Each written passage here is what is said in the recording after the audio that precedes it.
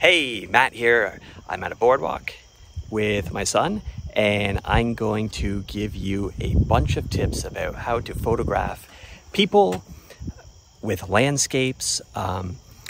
These tips would also apply to cityscapes or buildings, all that kind of stuff. Basically, when you have like a really interesting scene and then you want to stick a person in it, and how you can combine the two to get the best possible shot. So one thing to think about when you're taking your shot is what angle you're going to be at. This is a pretty typical angle, just grown-up standing there looking at the other person. But notice, okay, bud, take a few little steps, just walk slowly. Notice what happens when I go down for a lower angle, and all of a sudden the whole perspective just suddenly changes. You can walk a little quicker, that's okay. Go ahead. And I'm going to go to a wider lens where things get even cooler, and ultra wide angle lens. So notice how the perspective changes based on whether we're up high looking down, so this is a higher angle, or whether it's a lower angle. And then also whether we're zoomed in a little bit more and looking down, or zoomed in and looking up. Turn your head this way a little bit toward the light. Good. And as we get wider, low and wide, or high and wide, or ultra wide, high and ultra wide, where we see a lot of the ground here, the foreground, which we don't necessarily care about all that much, or how epic it looks when we get really low. Okay, walk toward me. Right past me. Good. We're getting a really nice glow here because of the sun. You can see how the sun is making his hair glow. I'm gonna zoom in on him a little bit there. Also, the sun is creating some stuff with my lens. It's called lens flare. And it's basically when you have a light like the sun shining right into the lens, basically. And it can be really tricky to get a good shot. You can see the line going right through his face here. So what you want to do is just kind of turn and angle until the sun is no longer coming directly into the camera. As you can see, because I'm using an iPhone, there's still some really wonky flares coming from the sun. It's pretty difficult to get rid of that completely, except when you zoom in. It just kind of cuts through the lens flare a little bit. You can still get it back if you end up going low enough to get the sun in again. But basically, if you're having trouble with the lens flare, it's because the sun is coming right into your lens, and you basically have to move around until you get it either out of the shot or you zoom in a little bit.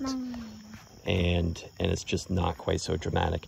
You can use it for artistic effect though. I do find it pretty difficult with an iPhone. I do love using lens flare with my other cameras though.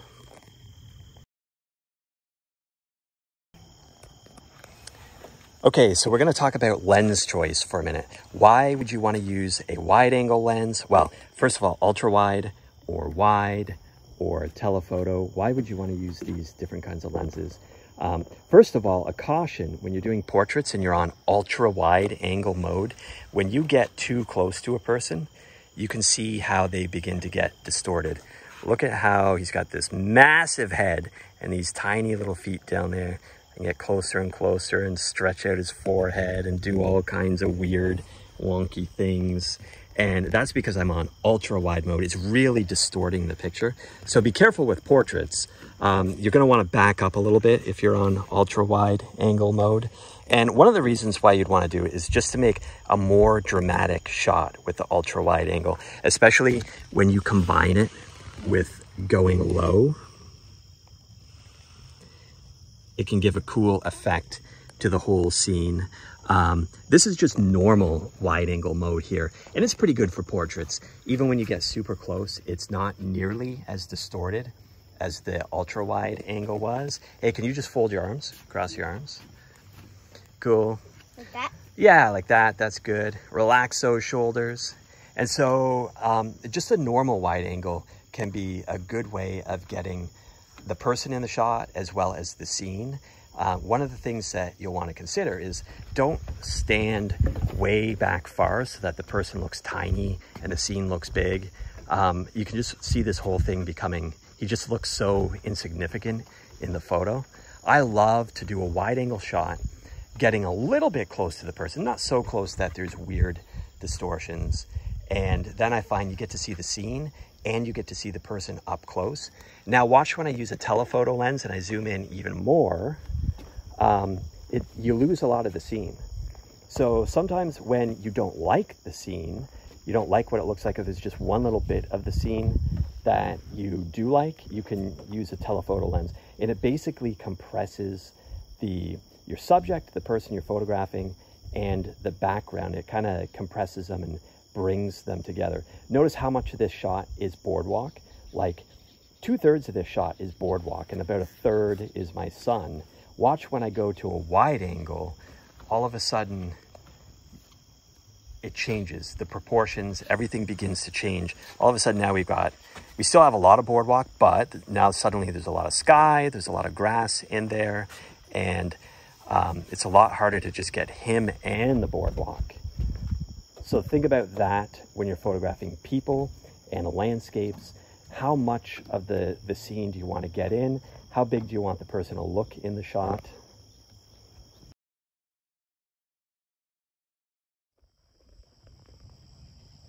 All right, think about lines in your photo. And there are all kinds of things around which are lines. For example, you notice where are we here? You notice a tree line over here. If I turn and look at the reeds, we see all sorts of squiggly vertical lines. So there's horizontal lines, vertical lines. When we look at the boardwalk here, this is typically referred to as a leading line because it leads your eye through the photo. And you can notice that the front part of the photo here is mostly just straight boardwalk. Come on back, bud. My son's gonna walk into the scene in a minute. So basically you look at this picture and you just start flowing down and following the line, following the boardwalk. Notice as I move left and right, how the lines change through the photo. And you can play with the lines in your photo depending on how you want them to flow. I always recommend taking like 2 or 3 shots. Stay right there. 2 or 3 different shots with a different way of composing the lines. Notice we have sort of almost a zigzag. We have a zig or zag, not quite zigging and zagging. And here we've got more of a curve. You can decide how much of the foreground you want in, especially if you do a wider shot. You can have a lot of foreground and a lot of lead into your photo, or you can do more telephoto and you just, boom, you're kind of right there in the middle of things, so to speak. You can do an ultra wide angle. To me, that feels like way too much foreground. It's way too much line at the beginning of the photo. I could angle it differently, but you're not really getting that line anymore. So ultra wide angles can be okay when playing with lines, but they can also make it kind of tricky as well. Good balance.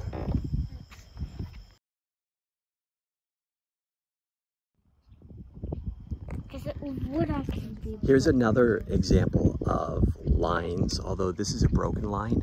It's basically just all these wooden objects lined up. It's like connect the dot.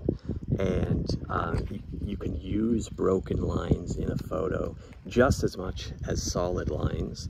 And when you include a person in the photo, especially when they're looking off in the same direction of the line, for one thing, when we look at the photo, we're gonna look in the direction that they're looking.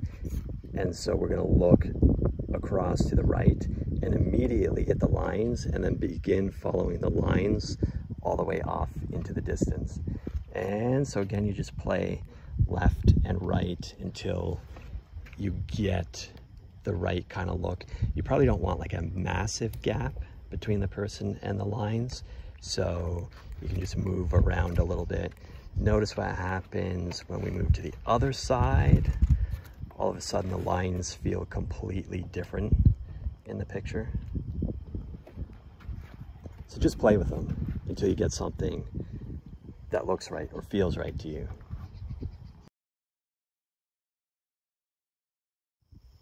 All right, let's just think about how these lines can help run through our photo and frame our subject. So, dude, can you stand right in the middle and look? Like right here? Yeah, right about there. And so you can see how symmetrical this is. I can get in a little bit closer to him if I want to close up. So we got a higher angle. You can see the line running off behind him. We could go for a little bit lower angle. The vanishing point disappears, but you can tell that it's still, no, you stand up. You can tell that it's still behind him. Can you lean over there, lean your back over there? All right, so we could get a shot like this that is really low. We could get the same kind of shot from higher up.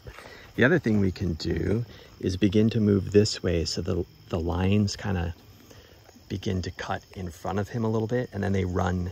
Put your back right against the rail. Good. And you see the lines basically just run right through the photo. We can have the lines going in front of him. It looks like my shot is getting wonky here. The other thing is we can wrap right around this way, and you can turn around. Turn your body right around. And then you can see that this is probably a more natural way of having the lines cut in front of him. Interestingly, I noticed this little plant over here, which I thought might be kind of fun to get in the shot. If I get low and I get kind of close up, we lose our vanishing point that's back there somewhere. But look for all of these interesting little elements. Go back to that side. And you can get some really fun perspectives and shots. That's probably a little weird looking, but depending on what the object was, it could be really neat.